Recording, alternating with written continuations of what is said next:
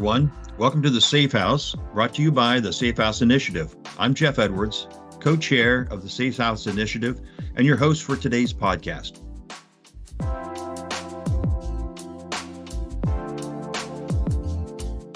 Behind the scenes, and to many of us, we never see, our government is working hard to keep us safe. And one of our guests today has had a unique front row seat to the evolution of how they've done that through cybersecurity. And I have to tell you, it is my honor and my privilege to welcome Jude Sunderbruch to the Safe House. Jude, welcome. Thank you. I appreciate it, Jeff. Now, Jude, before you became managing director at Cyber Defense Labs earlier this year, you had an incredibly interesting history of serving our country in many very important roles. Would you mind sharing that with our audience so they get a better appreciation for the discussion we're about to have? Yeah, I'd be happy to. Well, I had the opportunity to attend the University of Iowa, and I did the Air Force Reserve Officer Training Corps program there. And upon graduation and commissioning, my first assignment in the Air Force was with an organization called the Air Force Office of Special Investigations, which does criminal investigations and national security work in support of the Air Force and other parts of the Department of Defense. So that was a real privilege to get the opportunity to start my career there. I went to the academy, became a special agent and a criminal investigator. I started off first doing primarily criminal investigations in the northwestern part of the country. I had the opportunity to serve overseas in Europe and in the Balkans. And then I came back and served in the Washington area at our headquarters.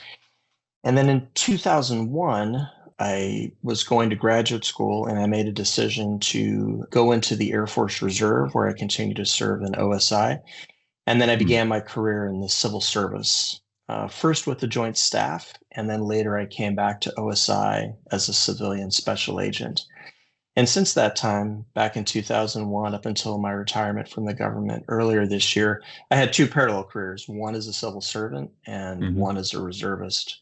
So, just to give you a little bit of context, when I started my career with OSI back in 1994, we didn't have email at our desks. We had individual computers on our desks. We still had typewriters in the office.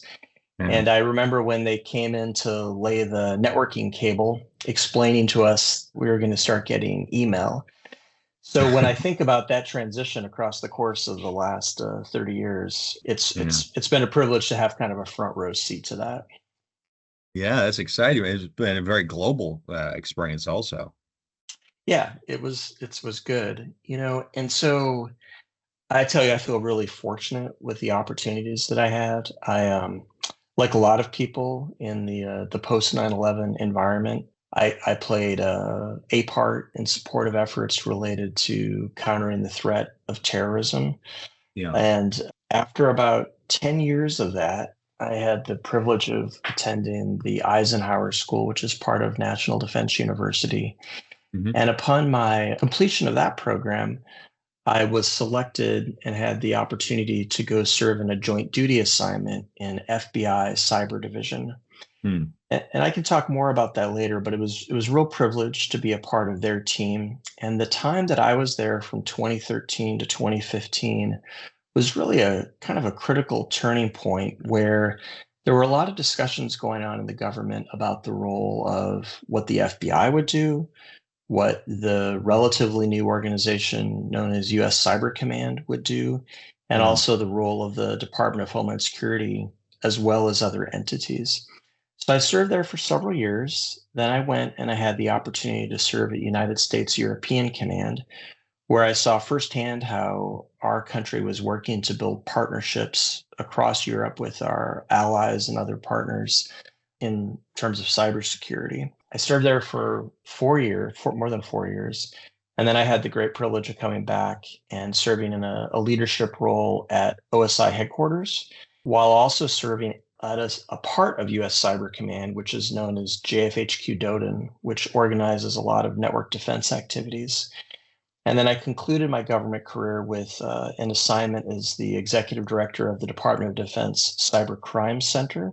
And Mm. as a reservist, I served at Air Force Reserve Command in the part that organizes a lot of the information technology activities. And so I retired from those endeavors earlier this year, and now I work in the private sector for a company focused on cybersecurity. So, when I look back on that career, it was really interesting because I had the opportunity to see a lot of history being Yeah. made when it Yeah. comes to how our government organizes its cyber efforts.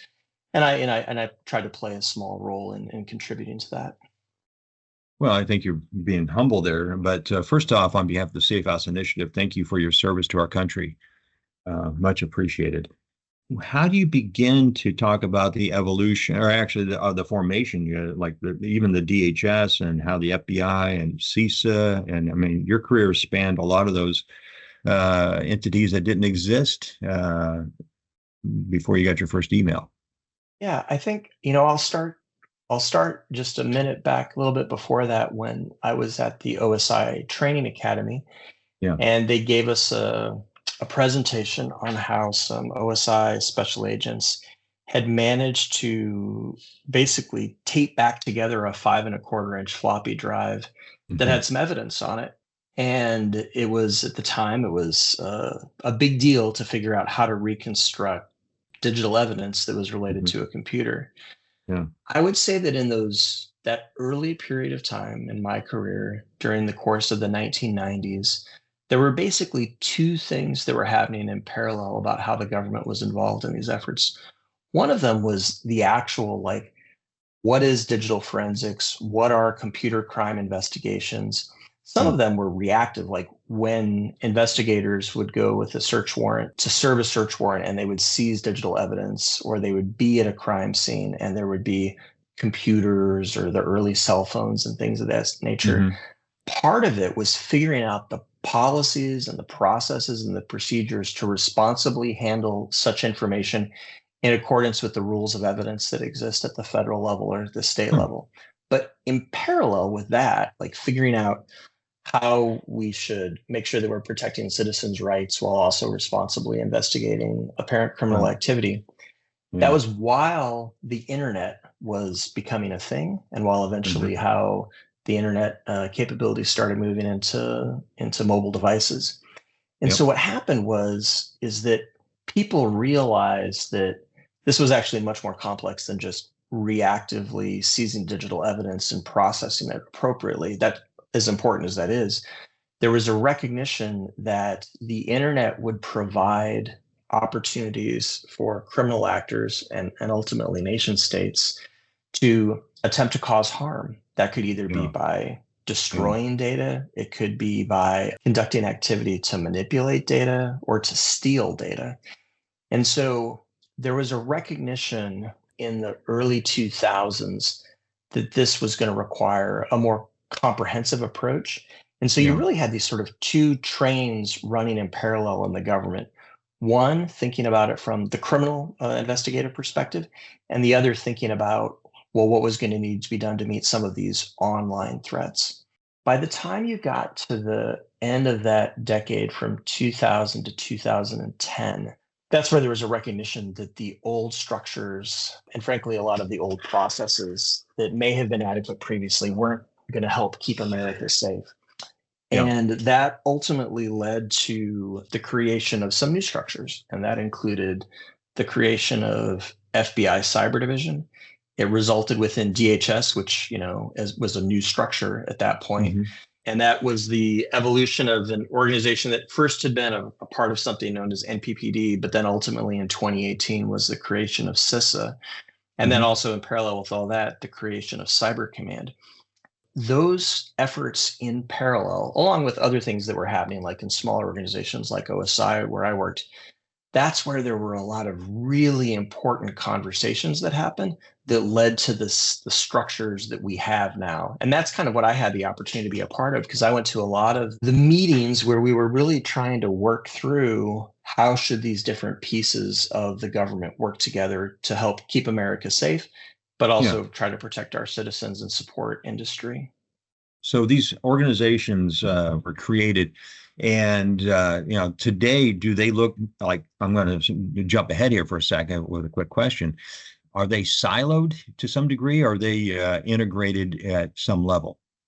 There's definitely cooperation and Okay. integration that happens. And so there are several federal cyber centers and task forces where different parts of the team come together to share information responsibly, depending on what their roles are.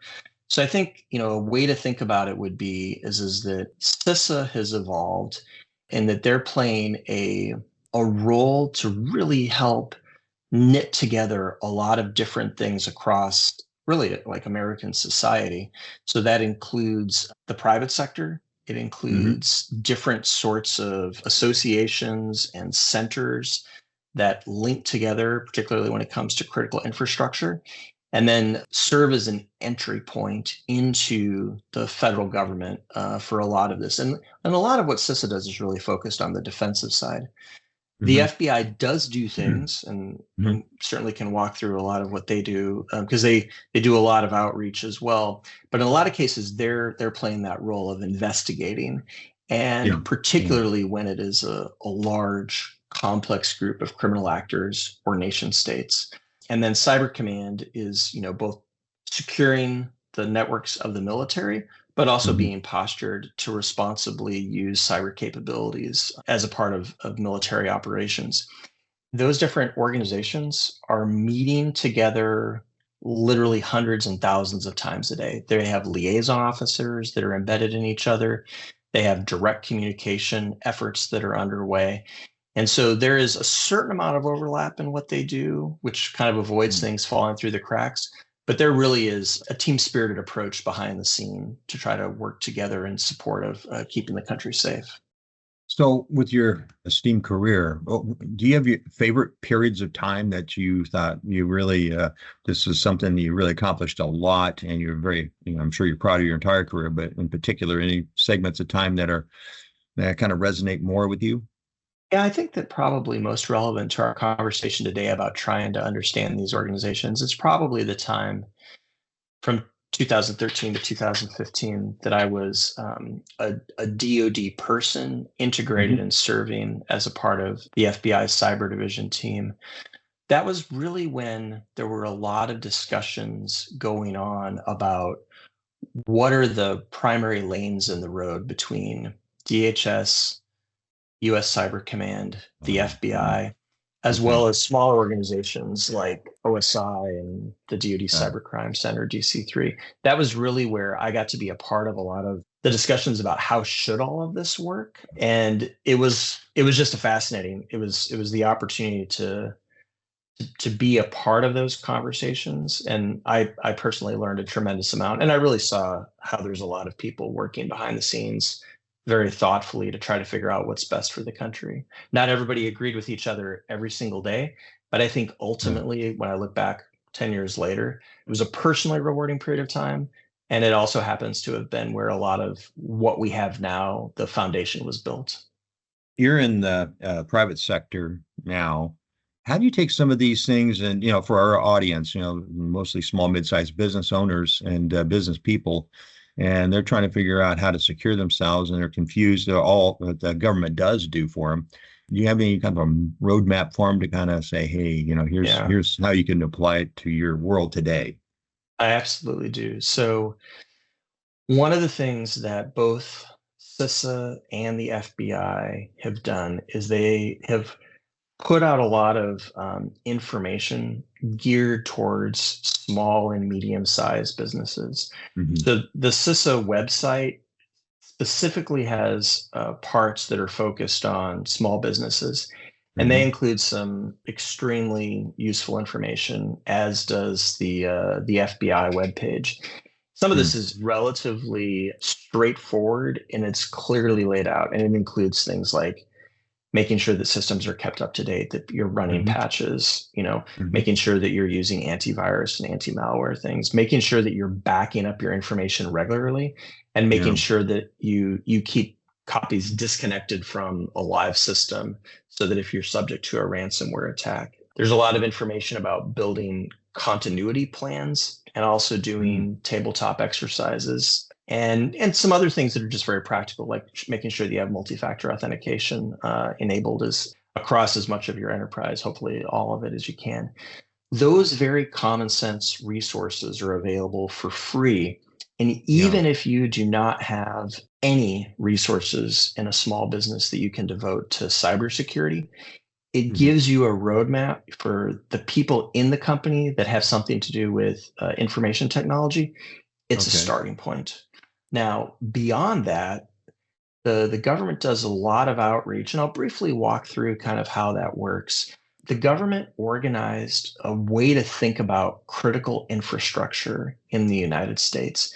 This could be the energy sector, certainly the defense sector, the financial services sector. And there are 16 identified critical infrastructure sectors. And if your firm happens to be in one of those sectors, there are additional resources available. So for example, the FBI runs a program called InfraGuard, which allows you to meet and interface directly with relevant FBI personnel, as well as peers that are out there. The FBI and CISA, as well as numerous entities in the Department of Defense, they also run outreach programs. Sometimes they're focused on those that are in critical infrastructure, but they're also available in some cases for those in small and medium-sized businesses. Those are starting points. Now, if you happen to be in the defense industrial base, which is all the companies that are building capabilities and providing services to the Department of Defense, including in some cases the subcontractors, there's a wealth of additional resources available out there. And I'll briefly draw attention to a few of them. One of them is the place that I used to work, the DoD Cybercrime Center, DC3. They have a whole team there that is focused on providing support to the defense industrial base. And I would recommend people look at that. There are lots of resources that are available out there for companies that are a part of the defense industrial base. There's another organization called the Defense Counterintelligence and Security Agency, and they also have some resources available. And they often work, to your earlier point, Jeff, in partnership with others, such as DC3.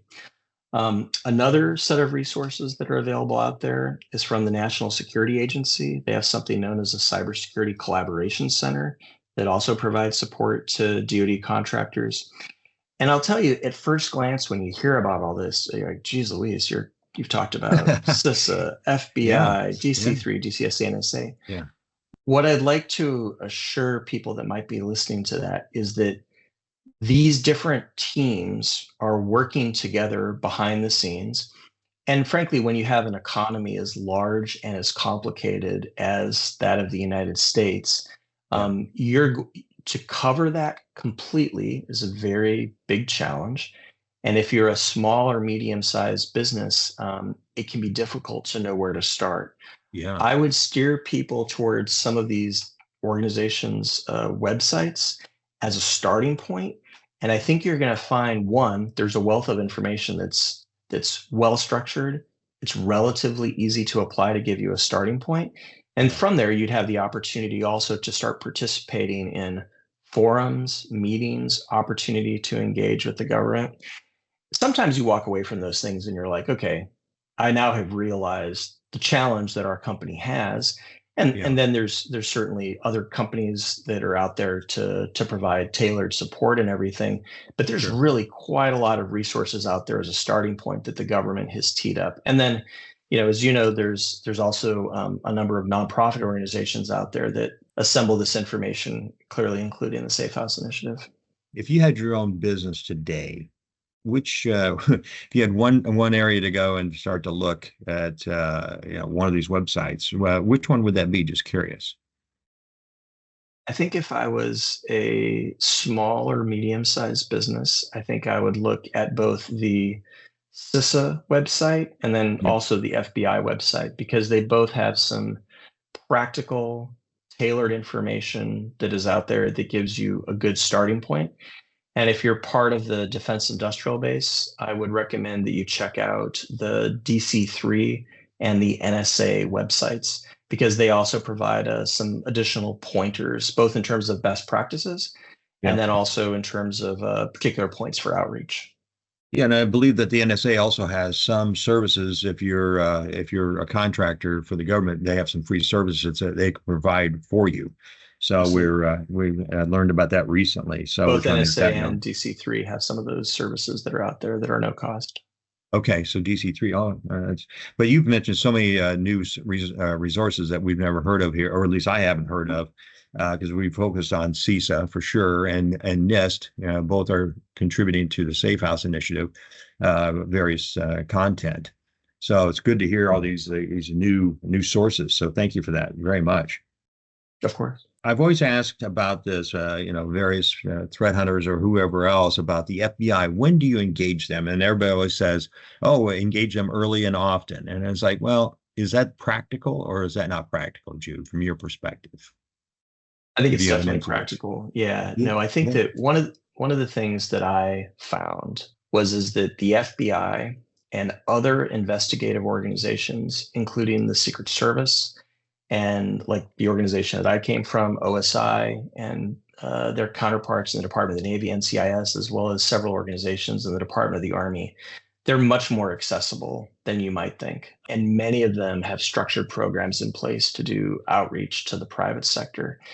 It is very reasonable and can be as simple as calling up one of these offices and just explaining you're working for a company and you're interested in opportunities that might be available in the local area. Hmm. Many times they're doing outreach, they're speaking to community groups, and they're also Hmm. speaking to organizations. So, for example, there are a number of cyber and cybersecurity related organizations that are out there that host opportunities to interface with currently serving government personnel from the Hmm. FBI and the Secret Service. And also Hmm. there's sometimes there's some CISA people out there. Another resource, Jeff, is the fusion centers. So fusion centers have been set up around the country. These Okay. are partnerships between state, local, tribal, and territorial organizations, as Huh. well as CISA, the FBI, and they cover some fusion centers are focused on a range of hazards that are out there, like being ready Okay. to respond to natural disasters and things of this nature. Sometimes they're focused on sharing information from a law enforcement perspective. But a number of them also provide resources and opportunities for support with the private sector for cybersecurity related matters. What I Oh, would this is, recommend that yeah. listeners do Yeah. is they look at the resources that are available, they Yep. work to build those relationships. If you are in a one of the critical infrastructure sectors, Uh-huh. there's also these things known as ISACs that are out there, information sharing and analysis centers. They exist nationwide, and they're organized by the type of business that you're in, whether it's financial services or numerous others. Those also have resources that are out there. Those will allow you to get connected with the FBI, Secret Service, and others in advance. And then one that's going to help you just build better defensive programs inside your company Yeah. or your organization. But that's going to give you that critical connective tissue so that if something bad happens, like a Yeah. ransomware attack, some other incident, you want to have those relationships in place before you need them. And so what'll happen is depending on what it is that your firm does, in some cases, if there is something bad that happens, you'll be directed towards filing a report with something called IC3.gov, which Uh-huh. is it's a capability to report something in a systematic way. So it flows to the FBI and then they can bring in other capabilities as need be.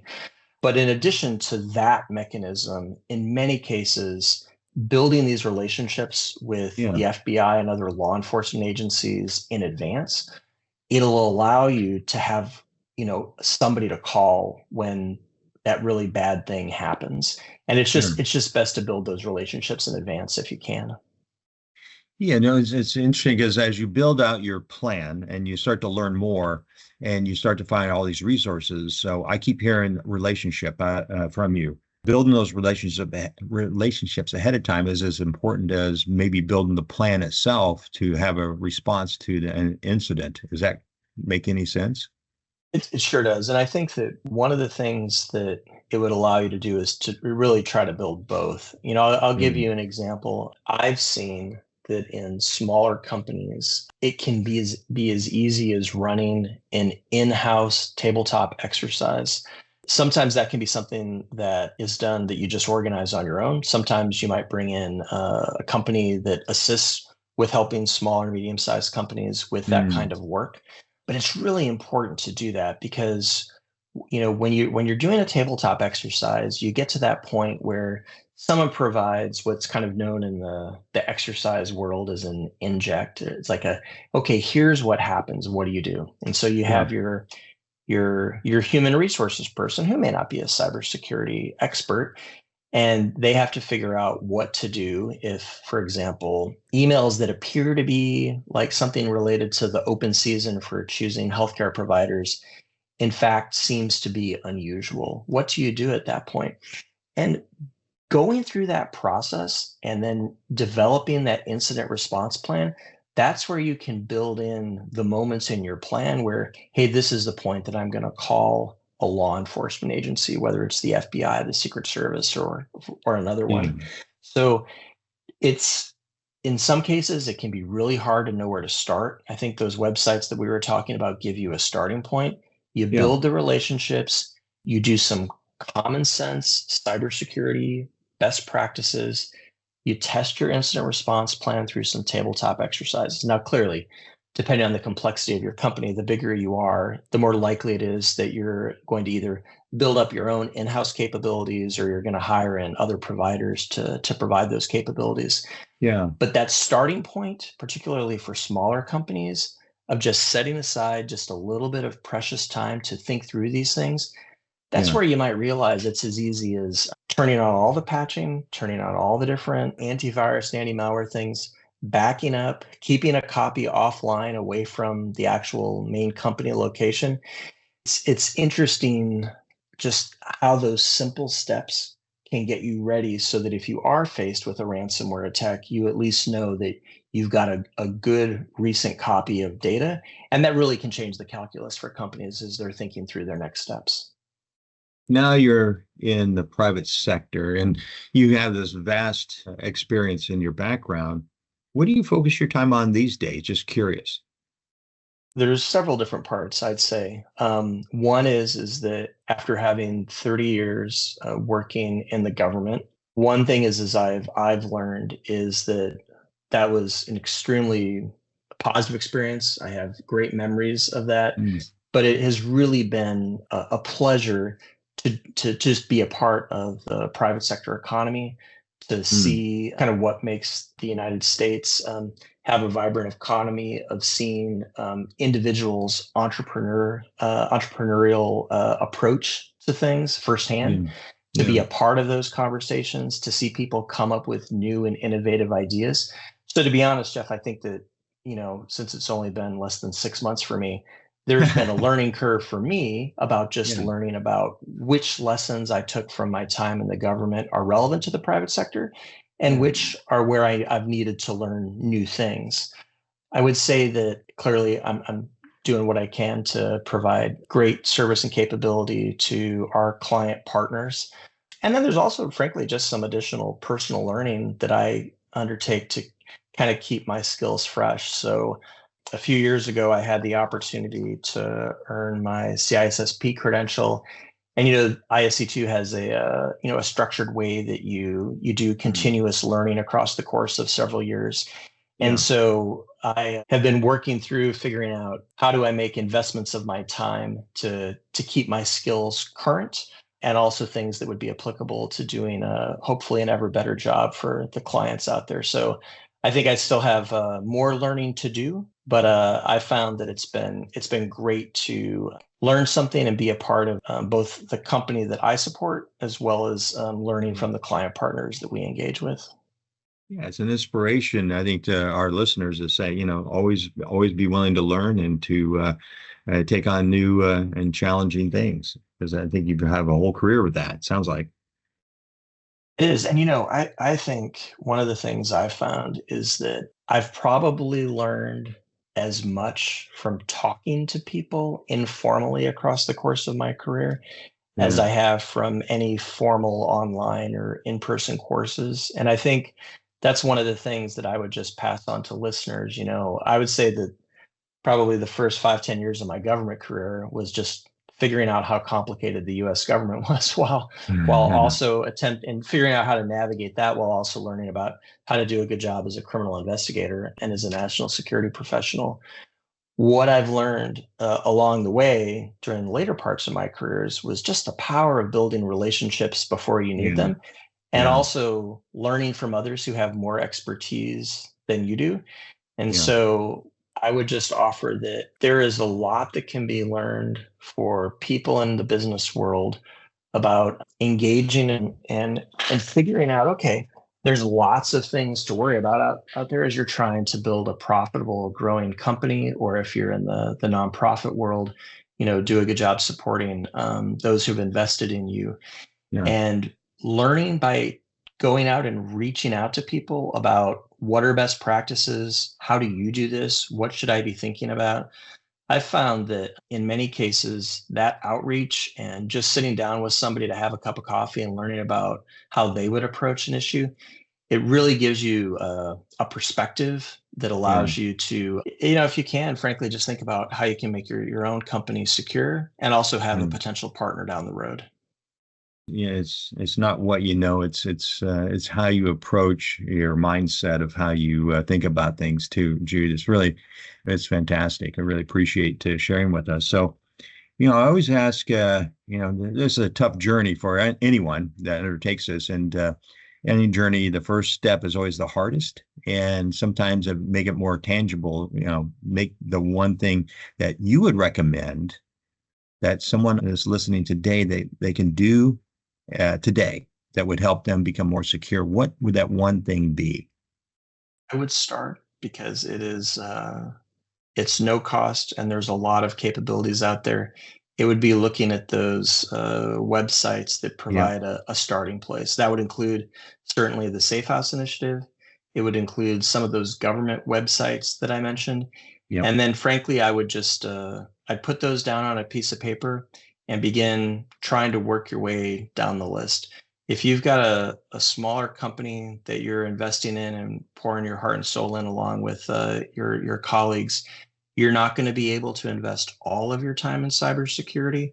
But frankly, even a small investment of a few hours every month can make a really big difference. And I think that those resources that are out there, both from the Safe House Initiative and others, they're a great place to start.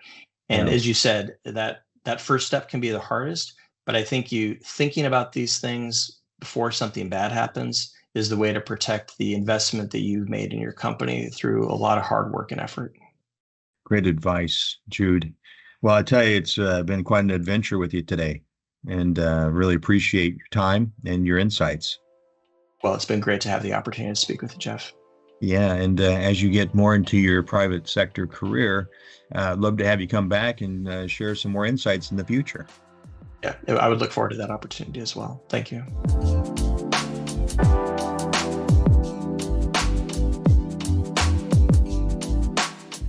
That's our podcast for today. I'm Jeff Edwards for the Safe House Initiative. Thanks for joining us, and remember, be safe, be resilient, and be kind to each other. For more information about the Safe House Initiative, please use your mobile device to scan the QR code on the screen, or send us an email at info@safehouseinitiative.org, or visit us on our website, safehouseinitiative.org. We look forward to hearing from you.